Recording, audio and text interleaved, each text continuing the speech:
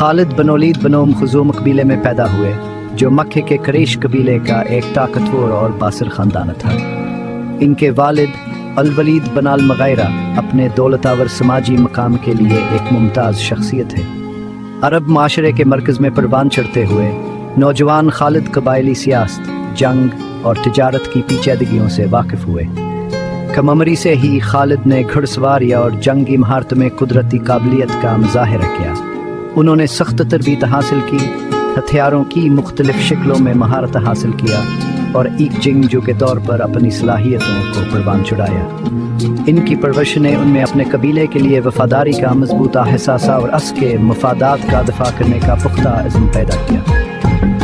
जंगावर कबायली हरकत से इब्तदाई ताल्लुक़ ने खालिद के किरदार को तश्कील दिया और उन्हें फौजी क़ियादत के इस किरदार के लिए तैयार किया जो वह बाद में संभालेंगे। उन्होंने हुकमत अमली, नज़्म व ज़ब्त और जंग में मर्दों को मुतासिर करने और कमान करने की अहमियत को सीखा। ये खूबियाँ उनकी मुस्तक़बिल की फ़ौजी हिमायत में नाकाबिल कदर साबित होंगी। उनकी मरात याफ्ता परवरिशावर सख्त तरबियत ने उनकी मुस्तक़बिल की अज़मत की बुनियाद रखी। उनमें एक कदर तेर हिनमा की खूबियाँ मौजूद थी, हमत, जहानत और फ़ौजी हिकमत अमली की गहरी समझ। ये खुसूसियात उनके गैर मुतज़िलज़िल ईमान के साथ मिलकर उन तारीख़ के सबसे ज़बरदस्त फ़ौजी कमांडरों में से एक में तब्दील कर देंगी। इस्लाम के अरूज पर खालिद बन वलीद का इब्तिदाई दामल मुखालिफत का था। करीश कबीले के बहुत से अरकान की तरह उन्होंने नए मजहब को कायम निज़ाम के लिए ख़तरा के तौर पर देखा और उसे दबाने की कोशिशों में फ़ाल तौर पर हिस्सा लिया। उन्होंने अहद की जंग में अहम किरदार अदा किया, जहां मक्के की फ़ौज ने मुसलमानों को भारी नुकसान पहुंचाया। ताहम वक्त के साथ खालिद ने मुसलमानों के गैर मुतज़िलज़िल ईमान और साबित कदमी को देखना शुरू किया।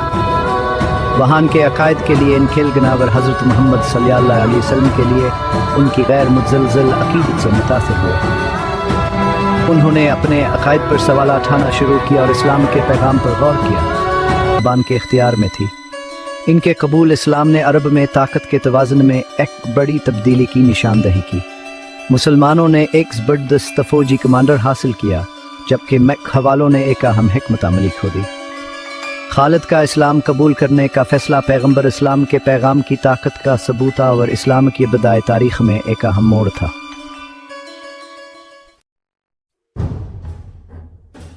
हस्ताचार सिफ़ाल्लाह का खिताब हासिल करना।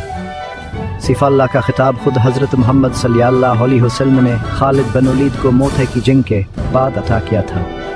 यह जंग जो बाज़नतीनी सल्तनत के ख़िलाफ़ लड़ी गई थी, इब्तिदाई मुसलमान फ़ौज के लिए ताकत का एक अहम इम्तिहान थी।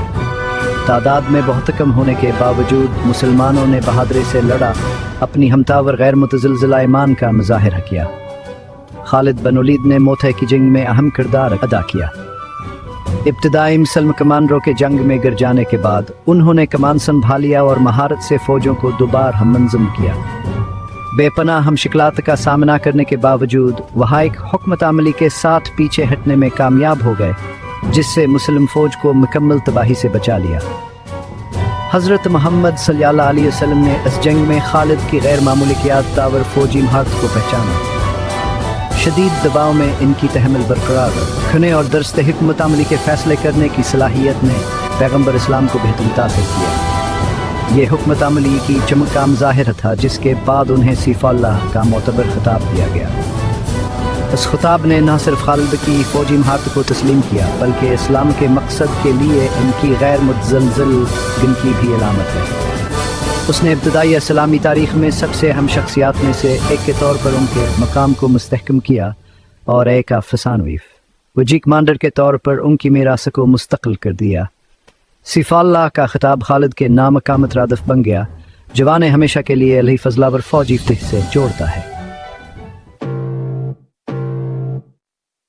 हिस्सा 5 फ़ौजी नाबगा जंगी हिकमत अमली और फतवाहात। खालिद बन वलीद के फ़ौजी महारतान की अपनी हिकमत अमलियों को मुख्तलिफ ख़तों اور دشمن کی صف بندی کے مطابق ڈھالنے کی صلاحیت میں مضمر تھی۔ وہ روایتی جنگاور گوریلا حکمت عملی دونوں کے ماہر تھے، جو بہتری کا صورتحال کے مطابق بہترین ہوتا اسے استعمال کرتے تھے۔